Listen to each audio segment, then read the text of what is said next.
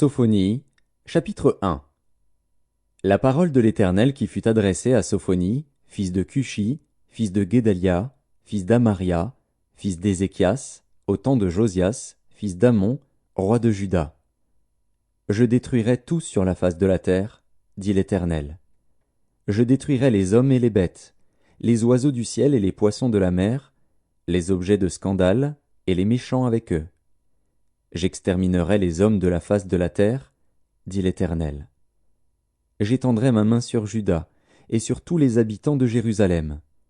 J'exterminerai de ce lieu les restes de Baal, le nom de ses ministres et les prêtres avec eux, ceux qui se prosternent sur les toits devant l'armée des cieux, ceux qui se prosternent en jurant par l'Éternel et en jurant par leur roi, ceux qui se sont détournés de l'Éternel, et ceux qui ne cherchent pas l'Éternel, qui ne le consultent pas.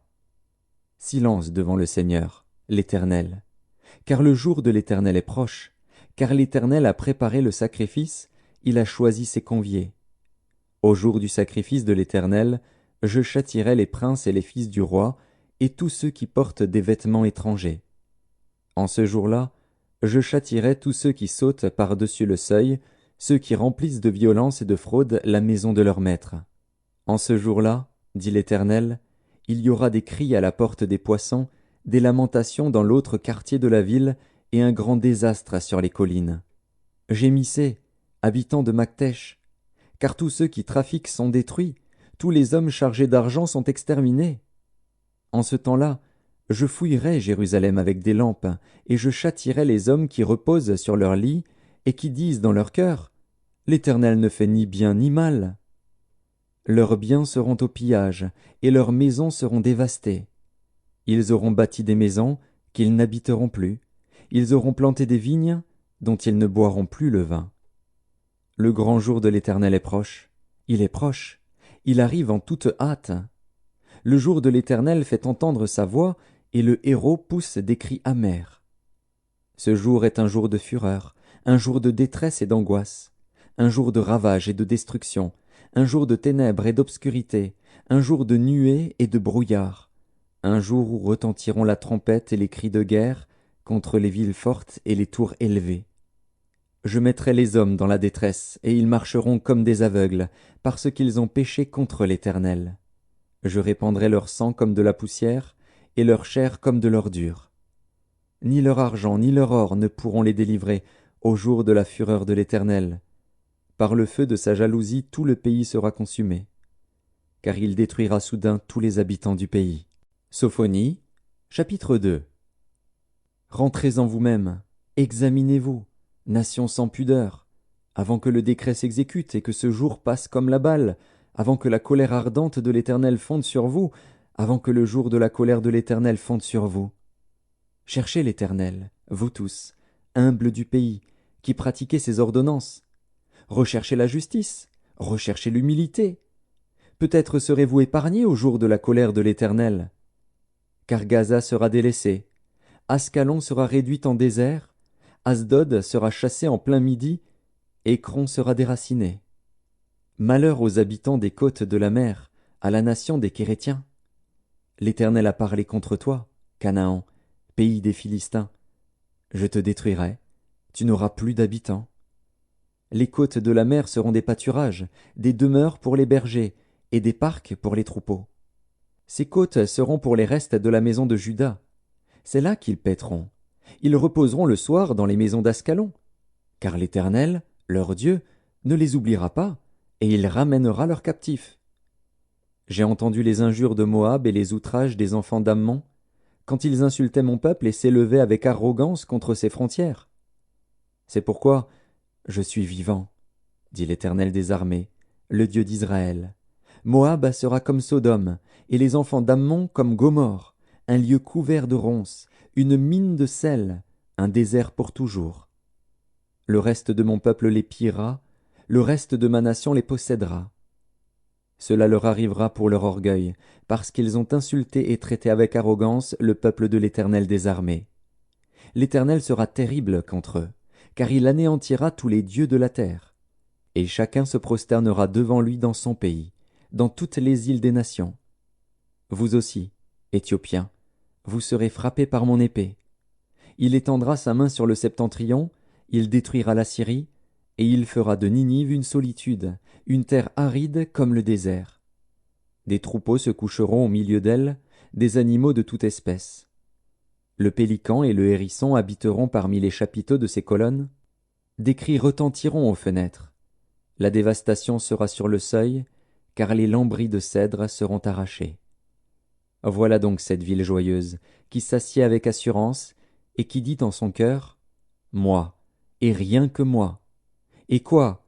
Elle est en ruine, c'est un repaire pour les bêtes. Tous ceux qui passeront près d'elle siffleront et agiteront la main. Sophonie, chapitre 3. Malheur à la ville rebelle et souillée, à la ville pleine d'oppresseurs. Elle n'écoute aucune voix, elle n'a point égard à la correction. Elle ne se confie pas en l'Éternel, elle ne s'approche pas de son Dieu. Ses chefs au milieu d'elle sont des lions rugissants. Ses juges sont des loups du soir qui ne gardent rien pour le matin. Ses prophètes sont téméraires, infidèles. Ses sacrificateurs profanent les choses saintes, violent la loi. L'Éternel est juste au milieu d'elle, il ne commet point d'iniquité. Chaque matin il produit à la lumière ses jugements, sans jamais y manquer. Mais celui qui est inique ne connaît pas la honte. J'ai exterminé des nations, leurs tours sont détruites. J'ai dévasté leurs rues, plus de passants. Leurs villes sont ravagées, plus d'hommes, plus d'habitants. Je disais, si du moins tu voulais me craindre, avoir égard à la correction, ta demeure ne serait pas détruite, tous les châtiments dont je t'ai menacé n'arriveraient pas. Mais ils se sont hâtés de pervertir toutes leurs actions.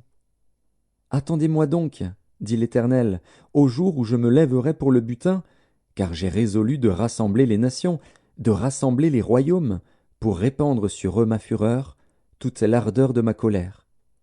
Car par le feu de ma jalousie tout le pays sera consumé. Alors je donnerai au peuple des lèvres pures, afin qu'ils invoquent tous le nom de l'Éternel, pour le servir d'un commun accord. D'au-delà des fleuves de l'Éthiopie, mes adorateurs, mes dispersés, m'apporteront des offrandes. En ce jour-là, tu n'auras plus à rougir de toutes tes actions par lesquelles tu as péché contre moi. Car alors j'ôterai du milieu de toi ceux qui triomphaient avec arrogance, et tu ne t'enorgueilliras plus sur ma montagne sainte. Je laisserai au milieu de toi un peuple humble et petit, qui trouvera son refuge dans le nom de l'Éternel. Les restes d'Israël ne commettront point d'iniquité, ils ne diront point de mensonge, et il ne se trouvera pas dans leur bouche une langue trompeuse. Mais ils paîtront, ils se reposeront, et personne ne les troublera. Pousse des cris de joie, fille de Sion, pousse des cris d'allégresse, Israël. Réjouis-toi et triomphe de tout ton cœur, fille de Jérusalem. L'Éternel a détourné tes châtiments, il a éloigné ton ennemi. Le roi d'Israël, l'Éternel, est au milieu de toi. Tu n'as plus de malheur à éprouver. En ce jour-là, on dira à Jérusalem, « Ne crains rien.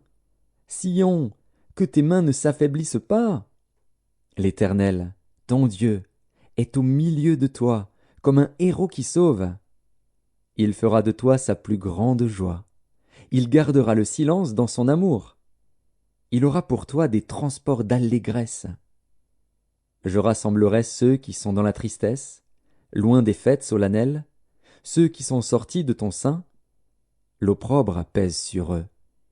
Voici, en ce temps-là, j'agirai contre tous tes oppresseurs.